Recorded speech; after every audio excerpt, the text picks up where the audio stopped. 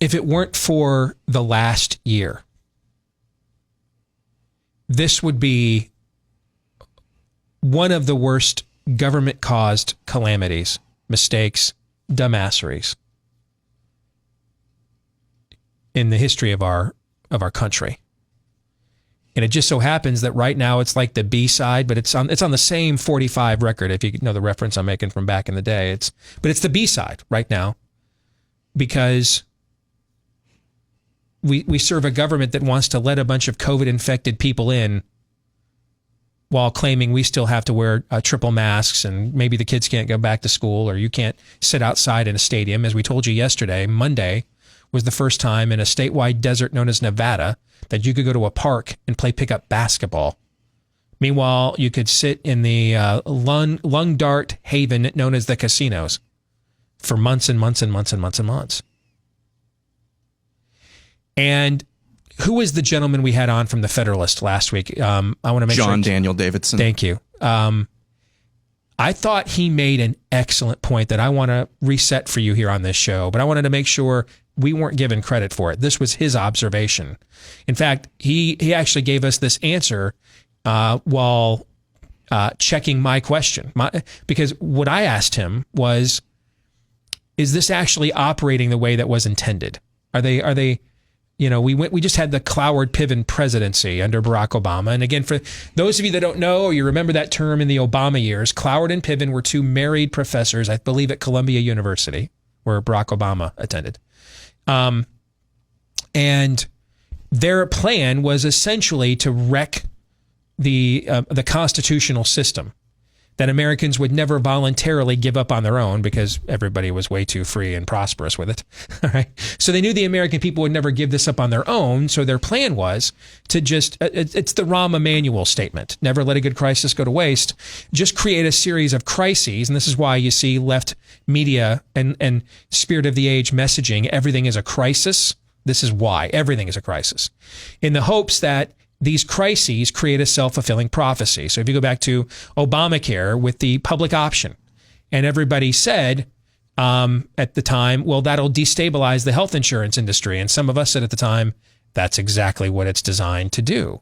It's designed to be a bridge, to get you to single payer, to say, hey, why would I pay United or Principal or Blue Cross this premium when I can just pay Uncle Sam a cheaper premium for, it's maybe a little less coverage or a higher premium, but unless I'm dying of a heart attack, I'm not really worried about it, and I'm going to save a boatload of money, I'll just deal with Uncle Sam.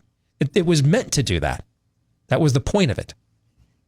And then when the public option became politically untenable, they couldn't get Obamacare passed, even with a filibuster-proof Democratic Senate. They couldn't get Obamacare passed with the public option because that was such an obvious Cloward Piven play.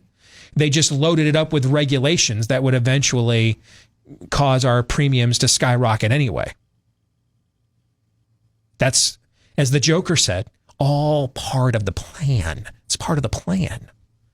This is on purpose.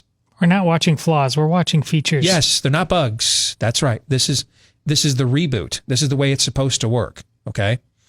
And so you do this with everything. You want to reset, pardon the expression. Then you create a series of crises that become untenable.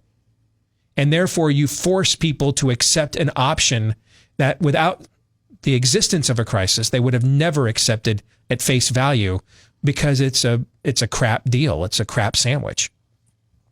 So I asked John Daniel Davidson over at the Federalist, now that Biden is in office, this is essentially the third term of Barack Obama, is this the Cloward pivoting of the border? That, hey, you want open borders, show that it's unenforceable. And his answer to me in disagreeing with me was brilliant and caused me to rethink my own viewpoints of what's going on down there. He said that won't work here. Because when you get into the situation with government systems and trying to override them to generate a different outcome, that's a one-on-one transaction between you and your government, between a state and the government, between you and the state, all right, between a local government and the state government. It's a one-on-one transaction. There's no variable there. And so it's easier to control the chaos, to guide the herd where you want it to go, to trample the land. But when you're dealing with the border, it's loaded with outliers and variables. And now you're herding cats. You can't do it. Because the reality is, and he said this is what this crisis has exposed. Because this is a legitimate crisis. He says what this one has exposed is that it's not a one-on-one, the government just won't defend the border for cheap labor. We're not in control of the southern border. Drug cartels, human traffickers, and a series of other third parties are de facto in control. And they operate outside the jurisdiction of the one-on-one transaction between you and your government.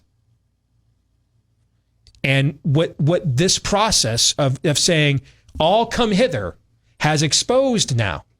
You guys heard me on the phone with my buddy Congressman Chip Roy this morning, coming into the office. He was just down at the border again yesterday and just ran into more migrants that are fleeing human traffickers. That's what this has exposed. This has brought this all now to the forefront. That we're not in control. That it's not just a cynical, ha ha ha, we look the other way while the cheap labor just comes across the border. That the percent of that compared to the drug mules, compared to the human traffickers, compared to the ne'er-do-wells, there's at least, and I don't know if it's 10% are bad actors, 20%, 50, 80. I have no way of knowing. I don't know that, frankly, we may not know. But there is some percentage of bad actors that are in de facto street justice sort of gangland style in control.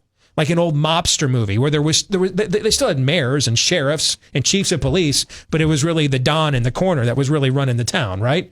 That's what the southern border is. And so when you take away those restraints, all of this now is being brought to the surface. And what's happening there is criminal. And it goes even beyond the crime against us as a sovereign people. That's terrible enough on its own.